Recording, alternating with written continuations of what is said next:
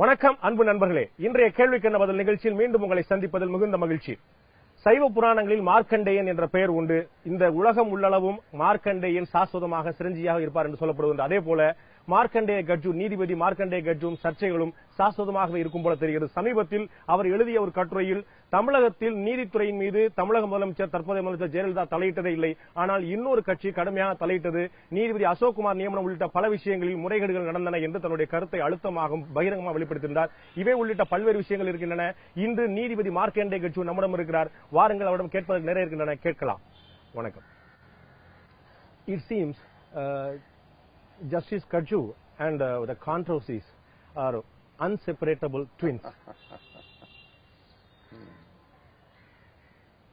Yes, I have a bad habit that when I see something wrong in my country, I have to speak out. And when I speak out, then some controversy arises. I'm not inviting controversies.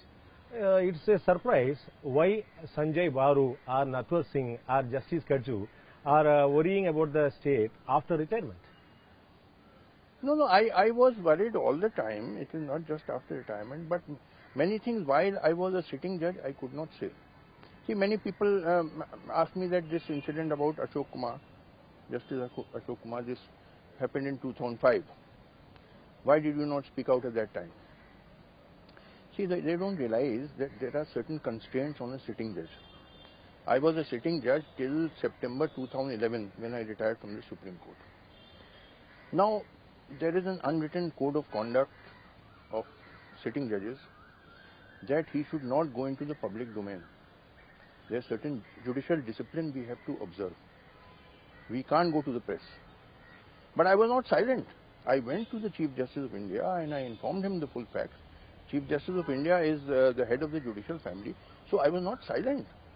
I wrote him a letter, then I personally went to Delhi, informed him about the corruption of this judge and requested him to get a secret IB inquiry held.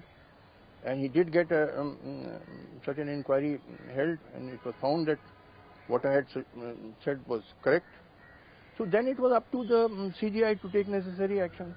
But you were aware that all the charges about Justice Ashok Kumar was struck out by sitting judges, two of the judges of the Madras High Court.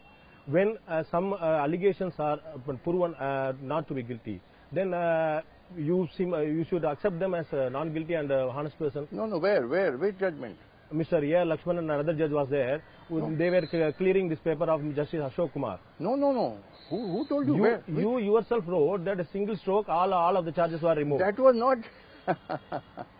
See, what happened was, before he became an additional judge of the High Court, he was a district judge. Yes. Now, when he was district judge, also he was indulging in corruption, and 8 portfolio judges gave him adverse entries. Because district judges, they get confidential entry written by High Court judges. And 8 of them, not one, 8 because he was, like other district judges, he was transferred every 3 years. 8 of them gave him adverse entries. Then one acting Chief Justice came to Madras High Court. I will not tell you his name, not Lakshmanan. Not Lakshmanan. And by a single stroke of the pen, he deleted all those 8 adverse entries. And with the result that he was then elevated as a High Court judge. Because if those adverse entries remained, it would have been difficult to make him a High Court judge. One acting Chief Justice came, he deleted all those adverse by one stroke of the pen. This is what happened. Then, was that a false move of the judge? Of course. Because 8 portfolio judges, his brother judges, High Court judges, had given repeated adverse entries that he is indulging in corruption. Do you feel that on that action there was any motivation behind that? What can I say? All I know, I have seen the record. By one stroke of the pen, he deleted all 8 adverse entries, and with the result that Ashok Kumar was elevated as an additional judge of the High Court. But won't you agree that it is you who make him to take oath as a permanent judge? No. Mr. Ashok Kumar. No. I never recommended his name. Not recommended, but in front of you only he take oath. No. I had gone away. I was transferred in October 2005 as Chief Justice Delhi High Court. From Madras High Court, I was. It was after that he became a permanent judge. he was given extension, an additional 1 year as additional judge. His 2-year term was expiring. The IB report came that he is corrupt, so he should not have been continued after 2 years. But you know how Justice Lahoti made that improper compromise. He was Chief Justice of India and gave him 1 more year as additional judge. Then Justice Lahoti retired. Justice Sabharwal became Chief Justice of India. He also made the improper compromise and again gave him 1 or 2 year additional judge. Then Justice Sabharwal retired. Then Justice Balakrishnan became Chief Justice of India. He made him permanent. I never recommended that he should be made permanent. Maybe one of my successors as Chief Justice may have done it. I don't know, because I was not here after October 2005. Do you feel it is right to comment on somebody who is no more, who has already died, creating controversy on his name after a long, almost 10 years after? It is nothing to do with his death. You know, some people say, oh, don't talk about death. It's not about the death. The point is, I am raising an issue about the defects in the system, the corruption in the system. That is what I am trying to highlight. The fact that his death is just incidental. The main thing which I am telling is how improper compromises are made by even Chief Justice of India, not 1, 3 of them. That is what I am trying to emphasize. But you might be aware that all the 3 Chief Justices of India you named, all of them rebutted your charges, and they said that there was no political influence, there was no malicious activities and all. We were very fair at what we did. You see that letter of the Prime Minister has been revealed now, that he wrote a letter, put pressure to continue him. And Justice Romapal has also said that, you see, first when that IB report had come, adverse report, the 3-judge Supreme Court Collegium, Chief Justice of India Lahoti, Justice Sabharwal and Justice Romapal, they recommended to the Government of India that he should not be continued after his 2-year term was over. And I believe second time also they repeated that. Then on his own, Justice Lahoti, without consulting his 2 senior-most colleagues, he wrote to the Government of India that give him 1 more year term. And in fact, Justice Romapal wrote him a letter objecting to this. See, how can 1 judge overrule 3-judge committee? Lahoti alone wrote a letter to Government of India that he should be given another 1 year, when the 3-judge collegium had recommended that don't give him any extension.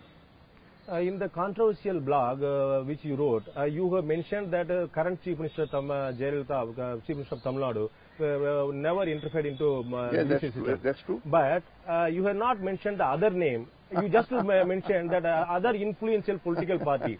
I don't feel that Justice Kajju will be worried or afraid of anything else.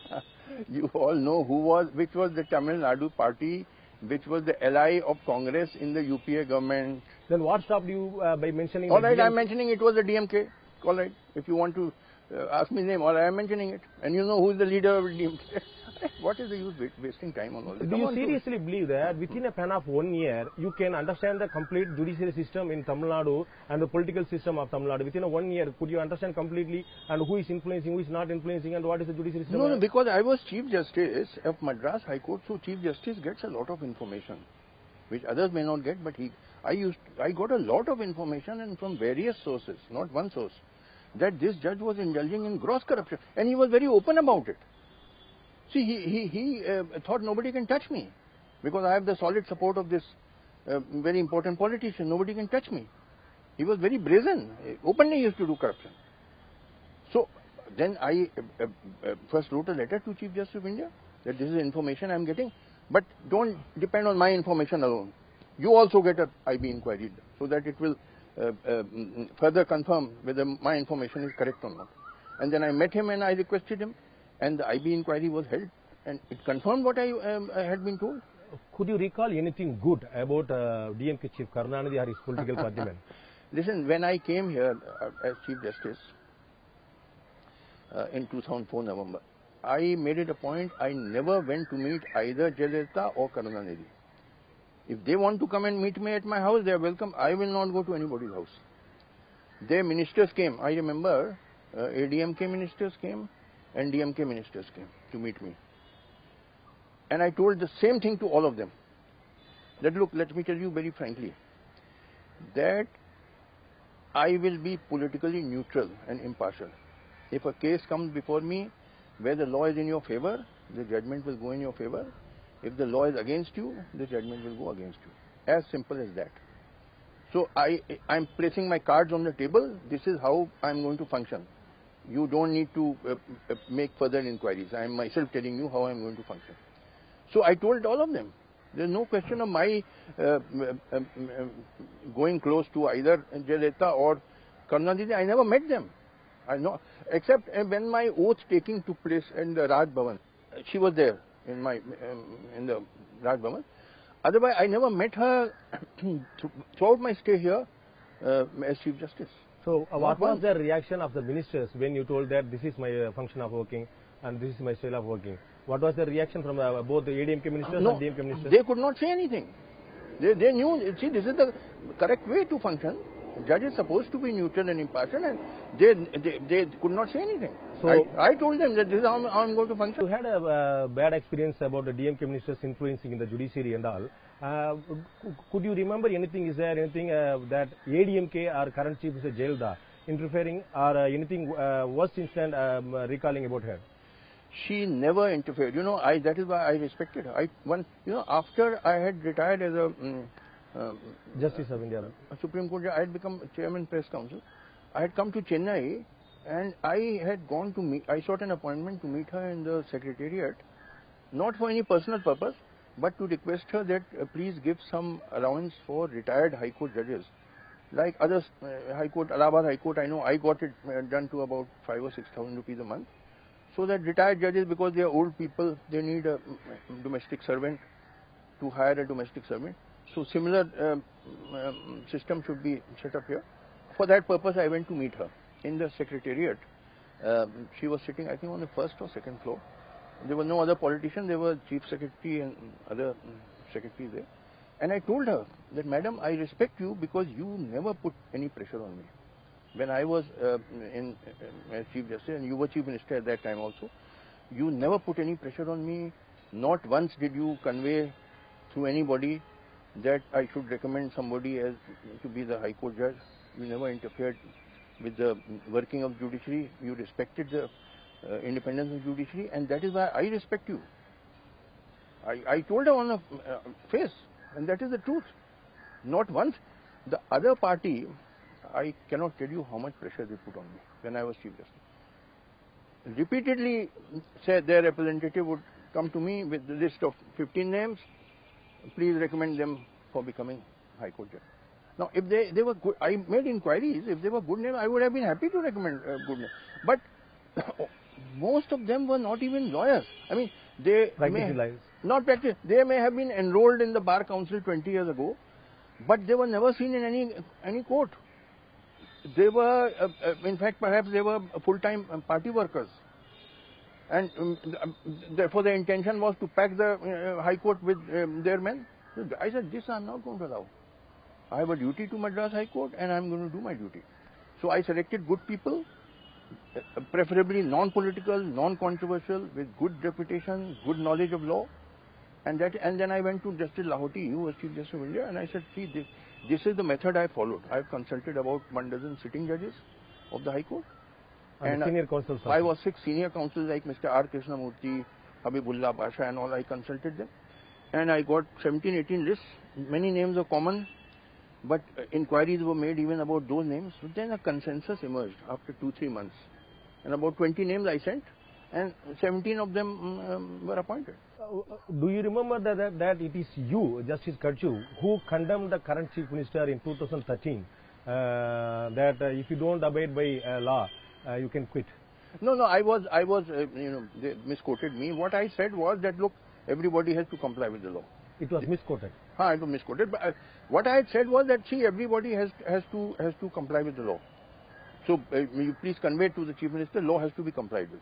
Law has to be followed. Law is above everybody. This is what I said. Then you also felt that the current Chief Minister not followed the law, not followed. No, not she. Some of the officers. See, I had ordered their attendance. Some bureaucrats, I said, you must attend. There was some allegation of violation of something, or so they had not attended on that date. So I said, see, the law has, when we pass an order, they must be complied with. It was not, maybe she did not even know about the order. Some secretaries, IAS officer. So I don't think she was even aware of that order. But then that matter was resolved. Even Mr. Karunanidhi might not be aware of that recommendations done by ministers and political colleagues. See, regarding Karunanidhi, I am not talking about that recommendations of the pressure put on me to recommend name. I'm blaming the DMK party, not Karunanidhi. You are right. So far as the pressure that was put on me, he may not have been aware. Some senior party officials, there are many people in the senior party officials in the DMK. There are many ministers. Many ministers, they may have put pressure. I am blaming him for supporting this Ashok Kumar. There he was directly responsible. He made it such a prestige issue. He said if he is not continued, the government of India has to fall. He went to this extent. Now, this was most improper on the part of Mr. Karunanidhi. You seriously believe that it was a direct attempt of Karunanidhi or its political colleagues? Regarding support of Ashok Kumar, Karunanidhi made it such a prestige issue. He said, this man has to be continued. Otherwise, I will pull down the government of India. He went to this extent. Now, this was most improper on the part of Mr. Karunanidhi. No, it was also told by ministers when the Prime Minister was going abroad. You mentioned that. Then it was only about ministers, not about directly Karunanidhi. No. They were obviously acting on the instructions of Karunanidhi. Because, he had got a sort of, I was told that when that Ashok Kumar was district judge and he granted bail to Karunanidhi. Karunanidhi said that if he had not granted me bail, then Jayalalitha would not have allowed me to come out of jail alive. This is what I was told. And Karunanidhi was so attached to that.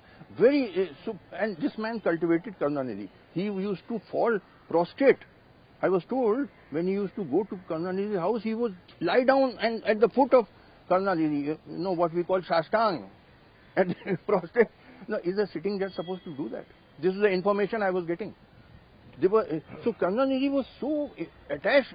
He said he made it a prestige issue that if this man is not continued, this government of India has to fall.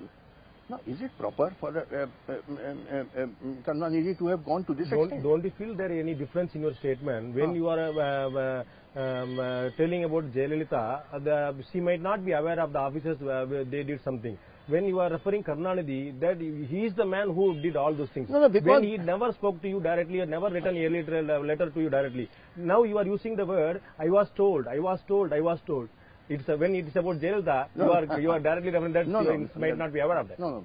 I was getting all the information as the Chief Justice about this Ashok Kumar. I was getting all the information about his corruption. I mean, he was very brazen about it, outspoken. He thought nobody can touch me. Because I have such a solid support of Karunanidhi that nobody dare even touch me. He was openly used to talk. Don't you feel that by charging your brother judges, you are in some way you are defaming the judiciary system itself? The judiciary is defamed by those who do corruption, not by those who expose corruption. What are you saying? That doing corruption is not defaming the judiciary, but exposing corruption is defaming you. Wonderful. What logic? Wonderful, beautiful logic. So keep on taking money, keep on taking bribes. That is not defaming the judiciary. But somebody who exposes it, he is defaming judiciary. Great. No, you know very well that compared to all other pillars of democracy, judiciary is the only thing better working very in better manner, and comparative to all other departments, judiciary working in very fair manner, comparatively at least. That is the illusion which has been created. Judiciary, you see, where the judges come from? Do they fall from the sky? They come from society. So if the morality has gone, the level of morality has gone down in society, then the level of morality in judiciary will also go down. See, there are so many things which about judiciary I cannot, tell you what things I know. So this is an illusion that see, I'm not saying that there are no honest judges. There are many honest judges also, but there are many corrupt judges also. I can tell you, when I started law practice in 1970 in Allahabad High Court, there was no corrupt judge in Allahabad High Court, and maybe not anywhere in any Indian High Court. There were judges who were discourteous. Till 1970s. 70. I started law practice in 1970. There were judges who used to lose temper in court, but judges who were pleasant in court. There were judges who were quick and judges who were slow. But there was no corrupt judge. In the year 2001, Chief Justice of India Bharucha said that 20% of all Allahabad High Court, of all the High Court judges in India have become corrupt. 20%. 20% of all the High Court judges have become corrupt, he said in 2001. Now it has definitely gone above 20%. How much percent it is, I cannot say. And I also say there are also upright judges, many upright judges, but it has gone above 20%. You seriously believe that there is a need of a complete revision and review of the judiciary system, how the judicial appointments are taking place? Absolutely. See, I tell you, I spoke on this on many TV channels, and what I said was that, first of all, who should be members of the National Judicial Commission? My proposal is there should be 7 members. 4 should be the 4 senior most judges of Supreme Court. Like collegium? Not collegium, just listen. 7-member National Judicial Commission consisting of first 4 senior most judges of Supreme Court, that is Chief Justice of India, and 3 senior most judges of Supreme Court. Then 5th member should be Law Commission, Law Minister, Union Law Minister. 6th should be the leader of the opposition in the Lok Sabha, or if there is no leader of opposition, leader of the largest party in Lok Sabha, or his or her representative.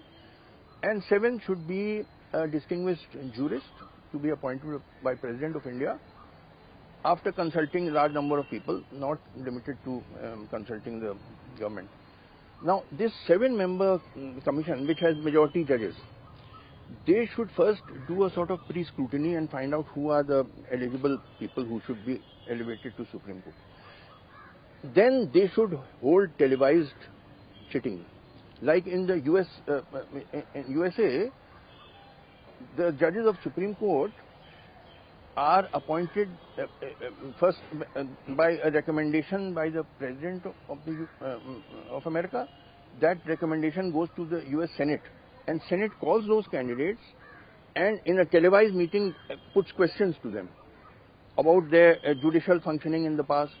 Some of them may have been federal court judges or judges of state courts. Their views on various issues of public importance, and even questions on their personal life. That 20 years earlier, did you have an affair with some lady? All these questions you have to face. So same thing should be done, and this 7-judge commission should call those candidates who are, earlier selected, and then they put them these questions in a televised sitting so that the whole country can know. There should be transparency. See, you must understand one thing, one very basic thing. In the feudal system, the king was supreme and people were subordinates of the king. So the people could not criticize the king because it is criticizing your master. In a democracy, this relationship is reversed. Now people who were below now are masters, they are supreme. And those who were masters now they are subordinates, they are servants. The state authority, whether you are President of India, Chief Justice of India, Prime Minister, Minister, Judge, you are nothing but a servant of the people.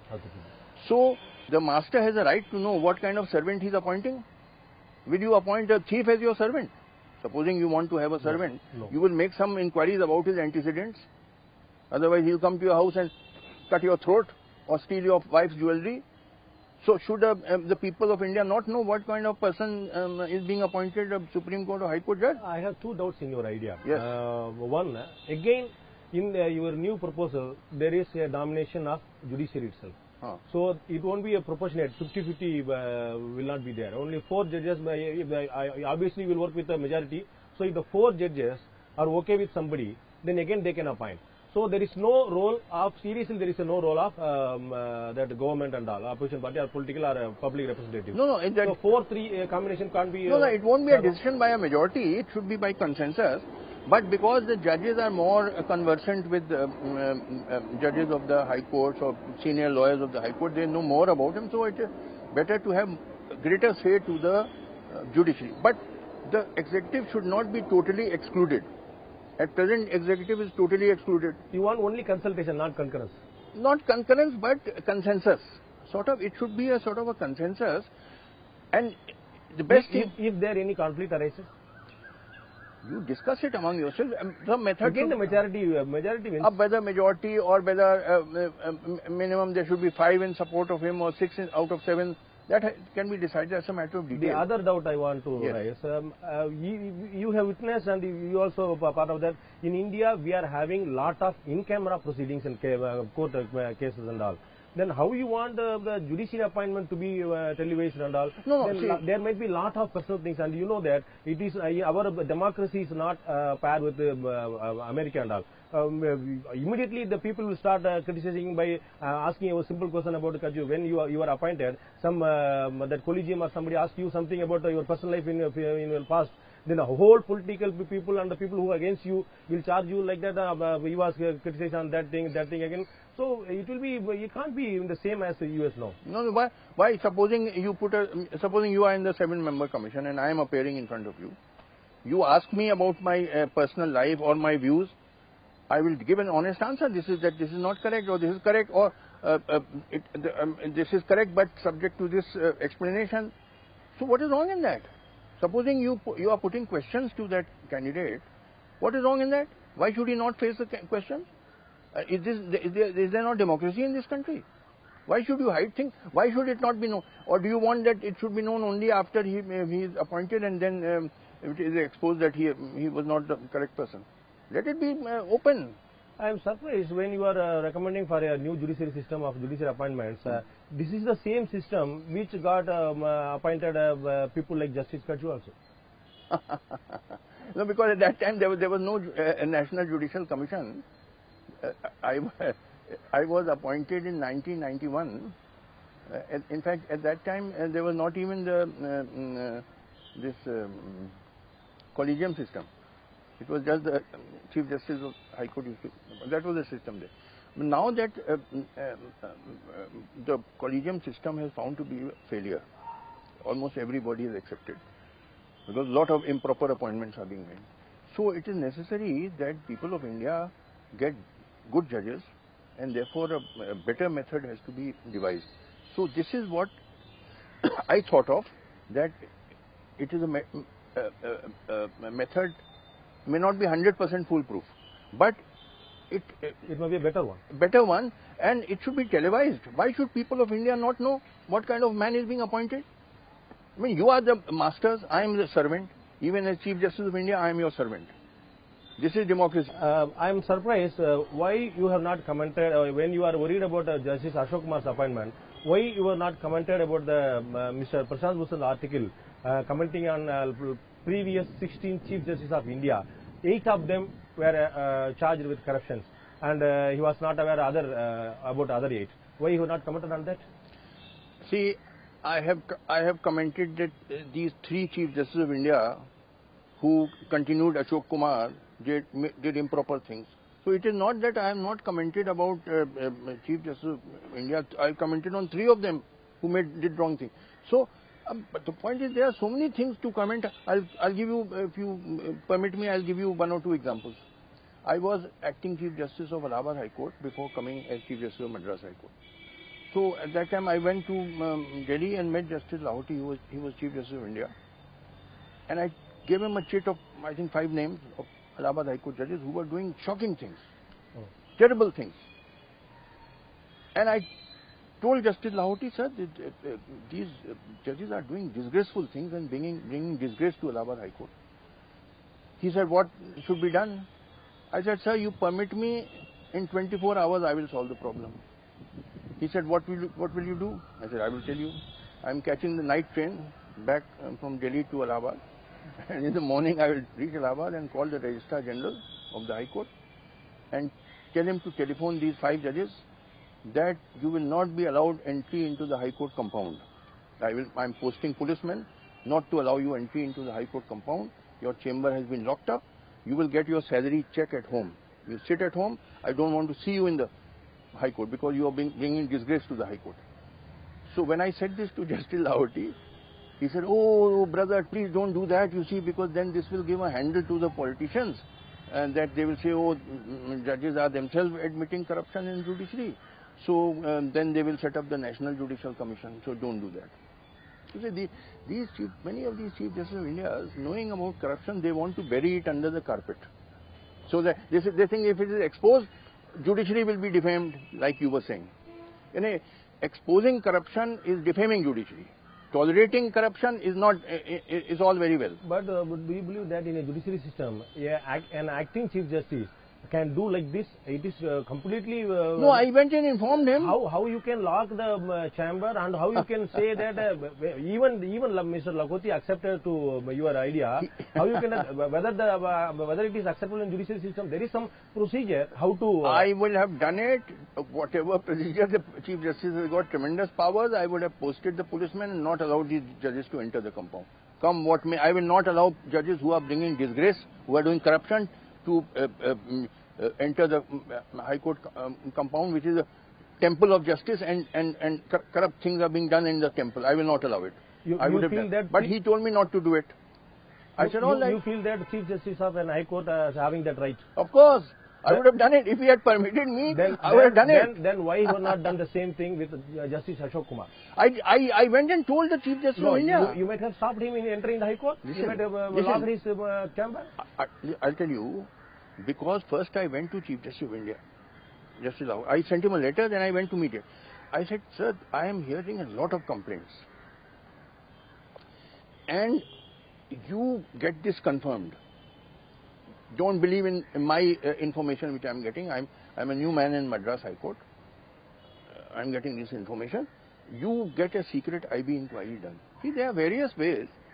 No, my question is, when you feel that the Chief Justice is having the right to lock a chamber of sitting judge, why you have not done the same with Justice Ashok Kumar? I'm telling you, because this Justice Ashok Kumar had a solid support of this polity, and I would have been blamed. See, he's doing this just because he's anti-DMK and this and that. I said, I don't want that allegation. You get it confirmed. This is the information I'm getting. I don't want to be accused that I'm... So you were more worried about your image than the justice? Yeah, definitely, I want my image also to be protected. Both. I was worried about both. See, because he had such solid support of Mr. Karunanidhi, I wanted this to be confirmed by the central government where DMK was in power. Supposing I had got the inquiry... So could we call, you were also influenced by political persons? Because you have not done what your consciousness was telling? No. See, one can work in Allahabad High Court, because I had been a local man. I had known it for... had been a lawyer for 20 years and a judge for 13 years. I knew everything there. Here I was a new man. I was here only... I was here for 11 months. So in the first 3 or 4 months, I came to know about all this. So I went to Justice Lauti. I said, please get an IB inquiry done, because I am getting a lot of information about this judge. But don't rely only on my information. You also get the IB inquiry. Have you heard that there is some criticism on you, that you started writing on this only after the complication and criticism about Mr. Gopal Subramaniam's elevation as Chief Justice? Only to divert that Gopal Subramaniam issue, you start writing like this? No, there's nothing.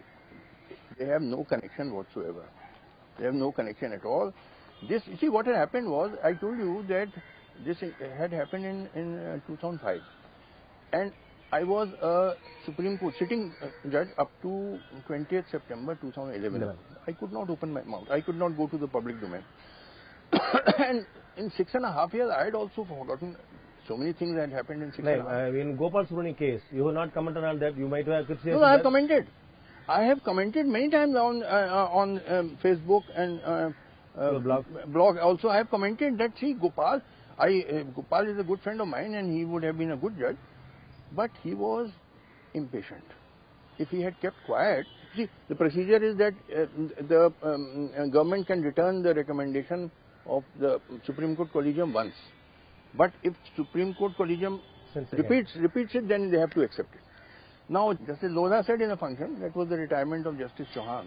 I was there in the function. He said that I was abroad till 28th of June. Russia. Because summer vacations, the Supreme Court was closed. And before that, Gopal Subramaniam had sent a letter that he will not accept Supreme Court judgeship and this and that, and even making allegations against the judiciary, that they have not supported me. So Justice Lodha said that I returned from abroad on 28th June, and the same day I called Mr. Gopal Subramaniam, and I spoke to him for 75 minutes and tried to persuade him that don't press your withdrawal of your consent, and we are going to reconsider. So Gopal said that all right, I will let you know my decision tomorrow. And next day he telephoned. He said, no, I will not withdraw my withdrawal. I will not. So then Justice Lodha said we had no choice. When he's withdrawn his consent, then we could not do anything. If Gopal had kept, I think he got emotional. If he had not got emotional, you see, because he went to the media, he went to this so many TV channels and. But of course, a judge should not get emotional.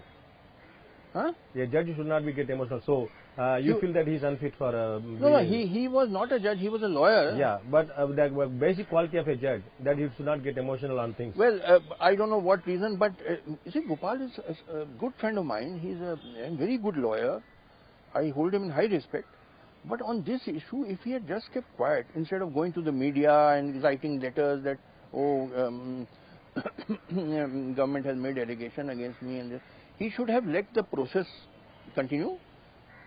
Probably the Supreme Court Collegium would have repeated the recommendation, and then the government would have had no choice but to appoint him. Otherwise, there would have been a constitutional crisis. Have you ever commented on the sexual harassment cases, charges against the judges, including Mr. Ganguly?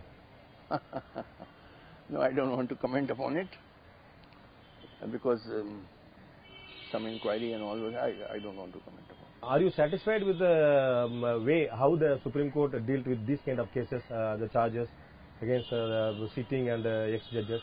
See, I'm not satisfied at all. I'll tell you why. Many of these Chief Justices of India, who are otherwise good men, but their attitude is that we must not expose corruption, otherwise judiciary will be defamed. And that is why they bury it under the carpet. And my approach is that, see, judiciary is defamed not by exposing corruption, but by doing corruption. If you take bribes, are you not defaming the judiciary? But if I expose your taking bribes, I'm defaming you. Wonderful. Are you happy? You keep on taking bribe, it is not defaming judiciary. Are you happy with the Supreme Court dealing the sexual harassment cases? How they deal with the ex-judges? The way how they deal. See, I don't want to comment on that, but certainly a judge has to maintain certain discipline. A judge is in such a position because we are respected by society, then we must behave properly. So is there any immunity for ex-judges from the law? See, these incidents happened while they were sitting judges. And the exposure took place after their retirement. You see. Now, if a judge, while he was a sitting judge, has done wrong things, then after his retirement, certainly this can be brought into the public domain that this is how he behaved when he was a sitting judge. Though he is now retired, so now there is no question of impeachment. He is already. But the charge on Mr. Ganguly, Justice Ganguly, was after his retirement. That's what I'm saying. But the allegation was relating to an incident when he was sitting judge. Charge was made after he retired, but in relation to an incident when he was. So you agree that ex-judges don't have any immunity from law? No, they don't have immunity from public exposure. You see, now that he is retired, you can't impeach him. See, otherwise the normal procedure, if a judge does misconduct, then Parliament impeaches him. But if he is already retired, where is the question of impeachment? You can't do anything now except exposing him in the public domain. In the August 5th blog, you suggested that all Tamil people should learn Hindi. Yes. Why you have not suggested Hindi people to learn Tamil? If what I am suggesting to Tamilians makes sense, then they should learn Hindi. If it does not make sense to them, don't learn Hindi. I am not forcing you. And why make a mountain out of? I am opposed to imposition. If Hindi sought to be imposed, I will stand with you against the imposition. Because I am a democrat. There should not be any compulsion. No compulsion. I am only suggesting to you that voluntarily is on Hindi because otherwise you have a lot of difficulty when you come out of Tamil Nadu. And you have also criticized the voters of India that they are 100%, 80% of influenced by religion and some of them influenced by their caste. Don't you feel that now the pattern how the people are voting, especially in Tamil Nadu and West Bengal and even in Bihar and UP and Odisha, we can put a lot of examples that their voting pattern is more intellectual and there is a lot of changes. See, I did not say about entire India, but in large parts of India, voting is done on the basis of caste and religion. So, in a democracy, voting should be done on the merit of the candidate, not on the basis of his caste or religion. So, unfortunately, in India, in large parts of India, not the whole of India, large parts of India, voting is done on the basis of religion and caste. Normally, leave aside some exceptional situations. And that is why I said, see people here must become more educated, more intelligent. And don't you feel that there is any changes emerging in these kind of states which I told? It will take time. Yes. And my last question to you, Mr. Justice Gajju. You were known for your comments and criticism for non-Congress political parties, including BJP and even Bihar, even Gujarat government. You have not accepted the Gujarat development model, and you have criticized the 2002 RIAT and all. But after the new government came to power, I suspect that you got silent on all these things. No, I'm not silent. I've been speaking on so many things. Firstly, I criticized many Congress governments also. When UPA government was in power, I had criticized the Maharashtra government, I had criticized the Delhi government, I had criticized the Himachal president. These were Congress governments. On many issues, I criticized them. So I criticized Congress governments also when I thought they were doing wrong thing. And even now, it is not that I am accepting everything with the present government. For example, about this controversy regarding this Ramayana. Many people have criticized. I said, see, some people say that there were aeroplanes and atom bombs and missiles in ancient India. I say this is all nonsense. Everybody in the world knows that the first aeroplane was built in 1903 by the Wright brothers in America. But then they say, oh, there is mention of Pushpak Viman in Ramayana. I said, see, it is true there is mention of Pushpak Viman, but what is Ramayana? Ramayana and Mahabharata, these are Mahakavya, epic poems.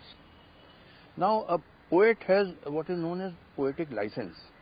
He has the right to exaggerate, to say, to embellish.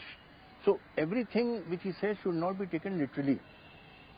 See, because if supposing there were aeroplanes in ancient India, then there must have been engines in ancient India, because aeroplane runs with engine. If there were engines, then there should have been motor cars and trucks in ancient India. And people should have fought not on chariots and horses, but on tanks. See, does it make any sense? And you make a laughing stock of yourself before the whole world by talking nonsense like this. Everybody knows that first aircraft was built by the Wright brothers, Orville and Wilbur Wright, in 1903 in America. And you say, oh, in ancient India there were aeroplanes and atom bombs and guided missiles. You say there were missiles because there is mention of Brahmastra and Narayanastra and Agnyastra in the Mahabharata. You see? These are, poetic imaginations. Thank you very much, Justice Gajju, for spending your precious time and thoughts with us. Thank you very much.